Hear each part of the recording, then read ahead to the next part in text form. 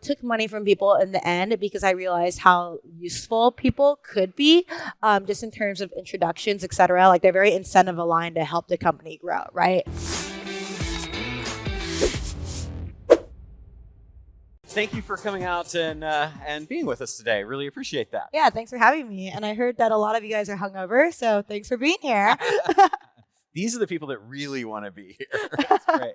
So you've had a pretty cool entrepreneurial journey in not a lot of time. It's pretty impressive. Would you kind of just give us the genesis? I know you interned at Facebook, and then you were the first female designer at Snap, right? Yeah. And a lot of other cool things. But just to kind of give us the overview of the entrepreneurial journey to date. Yeah, definitely. So I was always an entrepreneur growing up, I believe. Like in kindergarten, I was selling Pokemon cards and colored pencils for money.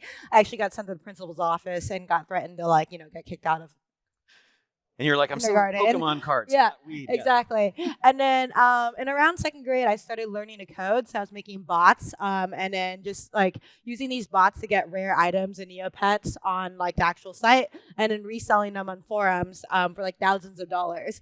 I figured out how to make a PayPal account via like a Visa debit card. And you didn't really have to verify anything back then, so I didn't have a bank account, but I had like money sitting on PayPal, which I could use to spend on sites like eBay.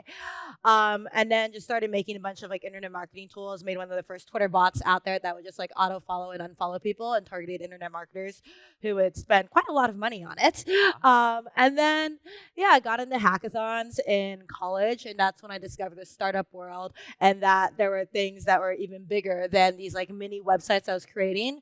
So, started diving into that and then decided to drop out of college and pursue my like bigger entrepreneurship journey. I like it. And so in terms of going to Facebook, what was that like and what were you doing there in the end? Yeah, so I was doing iOS engineering, worked on Messenger, and then afterwards I decided I wanted to start my own company. So I'd actually got the Teal Fellowship, and the deal was that like I could do the Teal Fellowship if I left Facebook.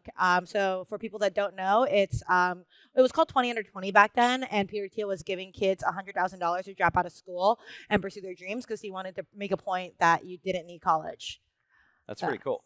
And then how do you feel about that? Are you happy with that choice? You've done okay? Yeah, I'm very happy with that choice. I actually think everyone that pursued the Teal Fellowship ended up doing incredibly well, and I think it's because they got a head start in life. Like they entered Silicon Valley when they're like 18, 19 years old, were able to network with other like incredibly smart people, and realistically, they just got like a 3-year head start with tons of resources. So, and you self-educated on coding, or did you go through courses or training, or? Yeah, so I self-educated myself when I was younger, but I did study computer science at Carnegie Mellon. How important do you think it is to code these days? I think the future is actually no code, personally. Yeah. There's a lot of no code tools out there right now. You can use Airtable, like, et cetera, to just hack things together. And you're even seeing like design software where you can press a button and it'll like essentially code the site for you. That being said, I think that like knowing how to code is important, or like understanding the fundamentals, because like realistically, like the best sites today and the best apps today, like you still need a team of engineers, and you will know like how much you should be spending on creating an app, what the actual time frame should be, etc. if you know how to code. Like if you are just a business person and you are hiring a team of engineers, you're going to get ripped off. Yeah. Yeah. So how do you do that? If you partner with a coder, I guess. How does the person who wants to go and develop some software app or something like that build a team without getting ripped off? Yeah. So if you wanted to actually learn how to code, there's a lot of online resources that are free out there. I think App Academy is like one of the best out there if you wanted to like actually dive into coding yourself. Otherwise, I would highly recommend finding someone technical to partner up with. Like students from MIT will gladly do it. Yeah. And you, I think, was it at Quora that you met your partner for Scale? Yes. Would you tell us a little bit about that story and then how that came to be? So we were just both young dropouts, essentially. Well, he hadn't dropped out or gone to college. You got paid to drop out, so that's okay. Yeah, I got paid to drop out. He was a tech lead there, and we were just like, okay, we're the youngest people at this company. We're like crushing it. We would just have lunch together every single day, and we were like, yeah, let's start a company together one day. And then I was at Snap, and I was just getting bored working on projects on the side every weekend. So I hit him up, and I'm like, okay, now I want to do a company. Y Combinator applications are coming up. We should just do it. So we were just coding random things like during like winter break or something and then applied to YC, and we applied with like several different ideas, but which we didn't work on any of the ideas we actually applied with, but they ended up accepting us because of our like history. So Scale AI went through Y Combinator? Yes. What did you think of that? Well, actually, first, would you tell everybody, just in case they don't know, what is Y Combinator? Yeah. And then why did you choose that route, and where would you do it again? Yeah, so Y Combinator is probably the best accelerator program in the world. Like Twitch came out of it, Dropbox came out of it, et cetera. Like they created several unicorns.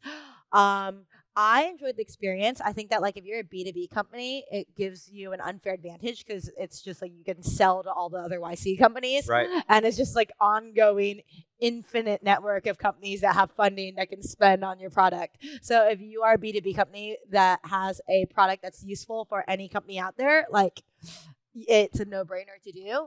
Would I do it again? The answer is actually no on my end. That's because it's a lot of dilution. Like they take a large percentage. What is the percentage they take? I think it's new now. It used to be 120 for 7%. Okay. They have a new deal where they invest $500K, but like a portion of it is on an uncapped note, Okay. which is good and bad in a lot of ways. Like technically you get more of the money for less dilution, but they're doing that because they want to squeeze into your next round and get more ownership. Yeah. How did the partnership come about for Scale and then and evolve? Yeah, so we just decided to be co-founders, and then we got into YC, and then I ended up raising some money in Los Angeles too, from this guy Paige Craig. He coined the term Silicon Beach, and then we just started building. Yeah. And when you're talking about going into business like that, a lot of people I think have challenges with, well, how do we know who gets what percentage and work that out? And then how do we work together? We were both so early. We were both technical. We were very complementary. So it was just very 50-50. And I'd actually highly suggest it be 50-50 for anyone that's just starting out. I think the only exception is if you've already raised money, right? Like if you've already raised money and then you bring on someone, then it's absolutely fair to give them a lower percentage. And it's just like what capacity they are joining you in. Like if you're adding them as a co-founder post fundraising, what's typical is 10%, or like a CTO, et cetera. If you're hiring like an engineer, I would say be equity generous. Give them like 1 through 5% for your first engineer, depending on like how much you've raised. And would you? And is that typically done through options? Do you find that's kind of the best way? Or yeah, okay.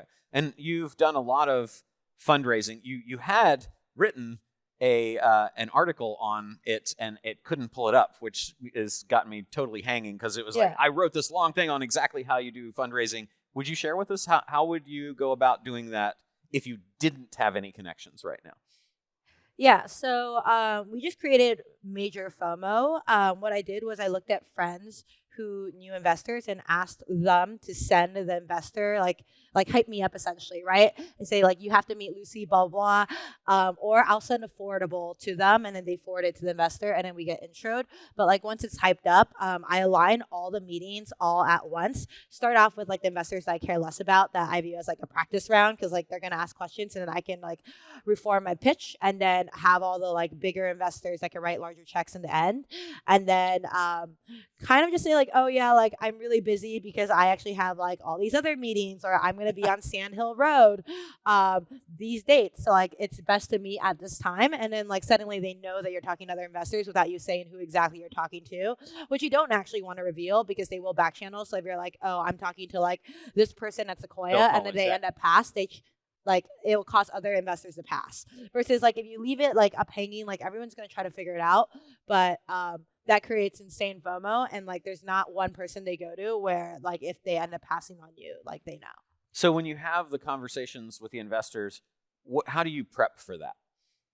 What do you do to get ready for that conversation, including, do you show them a deck? Do you show them a demo, a wireframe? What do you do? Yeah, so in general, I like to send the materials beforehand. I think that having a naturally flowing conversation is much better because you want to get the investors talking because once they're talking more than you, they are already convinced and they're convincing themselves to invest versus like if you walk through a deck during an investor meeting, like you're doing most of the talking and they're probably falling asleep. Right. Yeah.